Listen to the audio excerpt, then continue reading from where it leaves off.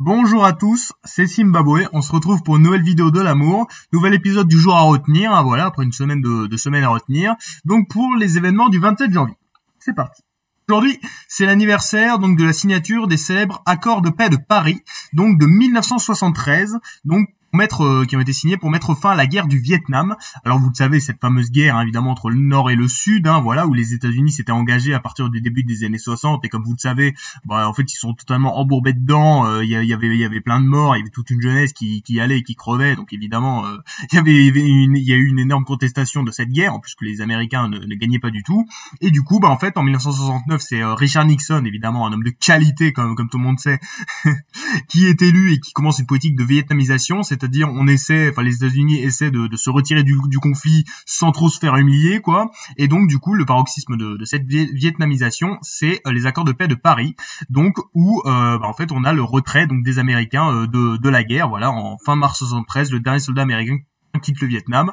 Du coup, pour le Sud, évidemment, il se retrouve avec beaucoup moins de troupes et juste deux ans après, on a une offensive du Nord et du coup le Vietnam devient communiste. Mais en tout cas, pour les États-Unis, c'est la fin d'un conflit quand même qui a fait pas mal de morts. On parle de 58 000 soldats états-uniens. Enfin, pour les États-Unis, c'est quand même beaucoup, hein, pour un simple conflit comme ça qui n'était pas du tout censé faire autant de morts. Et aussi, ça va permettre à Henry Kissinger, donc qui est un très très important diplomate américain, voilà, sous l'administration Nixon, de recevoir le prix Nobel de la paix en 1973, donc pour ses actions, donc voilà. En tout cas, retenez ça, accord de paix de Paris, à retenir. Aujourd'hui, c'est aussi l'anniversaire, c'est l'anniversaire de la libération du camp d'Auschwitz, donc le 27 janvier 1945, et c'est aujourd'hui la journée internationale dédiée à la mémoire des victimes de l'Holocauste. Bon, alors ça, vous savez évidemment de quoi on va parler, hein, évidemment, le crime, le génocide, hein, évidemment, des nazis contre les juifs, hein, voilà. Donc, une résolution Mémoire de l'Holocauste adoptée le 1er novembre 2005, l'Assemblée générale a décidé que les Nations Unies la célébreraient chaque année le 27 janvier à la date d'anniversaire de la libération du camp d'Auschwitz. Vous savez, Auschwitz, voilà, qui se trouvait donc en Pologne et qui était le plus grand complexe concentrationnaire du Troisième Reich, qui a fait environ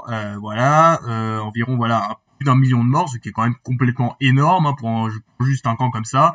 Et voilà, évidemment, c'est un symbole, hein, évidemment, donc de la barbarie, des génocides et de tout ce qu'il ne faut pas faire dans une société qui marche. Donc évidemment, retenez ça et n'essayez de ne jamais participer à un holocauste. Ceci est très sérieux à retenir. Et aujourd'hui, c'est l'anniversaire d'un événement très important dans les relations franco-chinoises, c'est donc le retour des relations entre la Chine et la France. Alors il faut savoir que la Chine et la France ont eu historiquement quelques petites relations, c'est-à-dire il y avait des jésuites qui étaient envoyés en Chine par-ci par-là pour essayer de faire quelques petites connaissances. Ensuite, pendant l'entre-deux-guerres, il y avait pas mal de communistes chinois qui sont allés en France. Par exemple, Deng Xiaoping était allé faire ses études à Paris. C'est plutôt intéressant de savoir ça. Mais ensuite, après la Seconde Guerre mondiale, les relations franco-chinoises avaient mal commencé parce que la Chine soutenait donc l'Indochine durant le conflit entre la France et l'Indochine.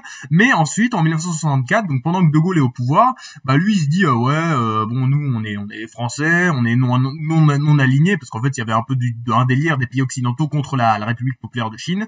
Mais lui en 1964, voilà, il envoie Edgar Faure pour faire quelques petites relations, hein, donc Edgar Faure toujours dans les bons coups. Et du coup, en 1964, qu'est-ce qui se passe? En fait, on a le 27 janvier, voilà, on a la France, voilà, qui établit un dialogue diplomatique avec la République communiste de Chine. Et du coup, il va y avoir des ambassades qui vont se mettre en Chine et en France, et c'est un événement très important. Donc d'abord, pour la Chine, c'est bien parce que ça lui permet de se rapprocher d'un pays occidental.